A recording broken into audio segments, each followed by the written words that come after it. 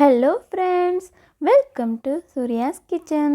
இன்றைக்கி நம்ம கிச்சனில் ரொம்பவே டேஸ்டியான ஒரு வேர்க்கடலை சட்னி எவ்வளோ பர்ஃபெக்டாக செய்கிறதுன்னு சொல்லிட்டு தாங்க இன்றைக்கி பார்க்க போகிறோம். சாஃப்டான இட்லிக்கு இந்த சட்னி செஞ்சு சாப்பிடும்போது ரொம்பவே டேஸ்ட்டாக இருக்கும். இந்த சட்னி தோசைக்கும் ரொம்ப சூப்பராக இருக்குங்க. இந்த சட்னி நீங்கள் ஒரு முறை செஞ்சாலே இட்லி செய்யும் போதெல்லாம் எப்போவுமே இது தான் நீங்கள் செஞ்சு சாப்பிடுவீங்க. அவ்வளோ சூப்பராக இருக்குங்க. வாங்க வீடியோஸ்குள்ளே போகிறதுக்கு முன்னாடி நம்ம சேனலை சப்ஸ்கிரைப் பண்ணாத வியூவர்ஸ் யாராச்சும் இருந்தீங்கன்னா மறக்காமல் சப்ஸ்கிரைப் பண்ணிக்கோங்க.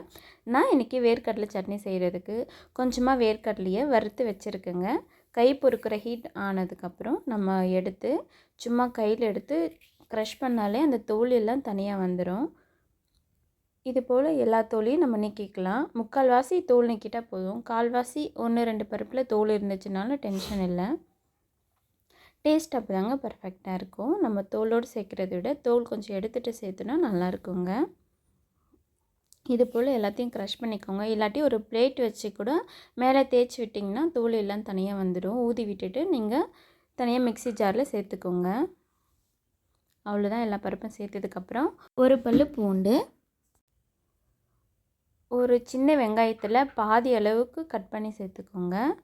ஒரு 2 காஞ்ச மிளகாய், கொஞ்சமாக கல் உப்பு, எல்லாமே இதுக்கு அளவோடு சேர்த்துக்கணும். இப்போது கொஞ்சமாக புளியை நான் வாஷ் பண்ணி சேர்த்துருக்கேங்க. வாஷ் பண்ணி சேர்க்குறப்ப இதில் இருக்கிற டஸ்ட் எல்லாமே ரிமூவ் ஆகிடும். இதுக்கு கொஞ்சம் தேவையான அளவுக்கு தண்ணி சேர்த்துக்கலாம். தண்ணி இப்போயே நிறைய சேர்த்துருவேன்னா சரியாக அரைப்படாது. அவ்வளோதாங்க, எல்லாத்தையும் அரைச்சி எடுத்தாச்சு. இப்போ நல்லா பேஸ்ட் போல் வந்திருக்குங்க. இதே போல் அரைச்சி நீங்களும் எடுத்துக்கோங்க. சப்போஸ் உங்களுக்கு கொரகொரப்பாக பிடிக்கும் அப்படின்னாலும் இதுக்கு முன் ஸ்டேஜோடு நீங்கள் நிப்பாட்டிக்கோங்க. இது வேர்க்கடலை, அதனால் சும்மா 2 பல்ஸ் விட்டாலே நல்லா அரைப்பட்டுடும்.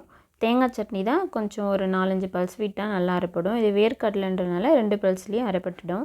அதே மிக்ஸி ஜார்லேயே நான் கொஞ்சமாக தண்ணி சேர்த்து நல்லா கலந்துக்கிறேன். இதில் நல்லா சாஃப்டாக கலந்து எடுத்துக்கோங்க. சட்னி பக்குவத்தில் தண்ணி நிறையவும் சேர்த்துடக்கூடாது, கொஞ்சமாக சேர்த்தாலே போதும். இந்த பக்குவமாக சேர்த்துக்கோங்க. இப்போ ஒரு சின்ன தாளிப்பு கொடுத்துடலாம்.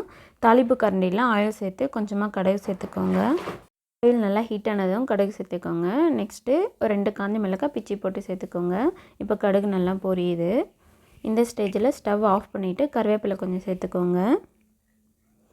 கருவேப்பிலை நல்லா பொரியுது பாருங்கள். நெக்ஸ்ட்டு கொஞ்சமாக பெருங்காயம் சேர்த்துக்கோங்க. நான் எல்ஜி பெருங்காயம் தான் சேர்த்துருக்கேன். உங்களுக்கு எந்த பெருங்காயம் வேணுமோ அது சேர்த்துக்கோங்க. பெருங்காயம் சேர்க்குறப்போ நமக்கு டைஜஷன் பவரும் நல்லா கொடுக்குங்க. ஸ்மெல்லும் சூப்பராக இருக்கும், டேஸ்ட்டும் நல்லாயிருக்கும்.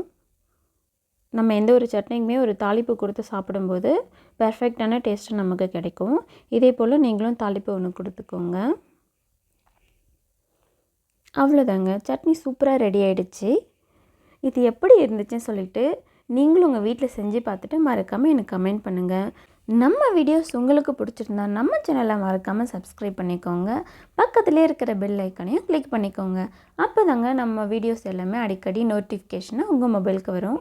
உங்களுக்கு எதனாச்சும் ரெசிபி வேணும்னாலும் எனக்கு கமெண்ட்டில் கேளுங்க. நான் அடுத்த வீடியோஸ்லேயே அதை நான் போஸ்ட் பண்ணுறேன். சட்னி உங்கள் வீட்டில் செய்கிறப்போ சின்னவங்க பெரியவங்க எல்லாருமே ரொம்ப விருப்பமாக சாப்பிடுவாங்கங்க. அவ்வளோ டேஸ்ட்டாக இருக்கும் இந்த சட்னி. ரொம்ப ஹெல்த்தியானது உடம்புக்கு. இதே போல் ஹெல்த்தியான ஐட்டம்ஸாக நீங்களும் செஞ்சு பார்த்துட்டு ரொம்ப ஹாப்பியாக இருங்க. தேங்க்யூ ஃபார் வாட்சிங். பாய்.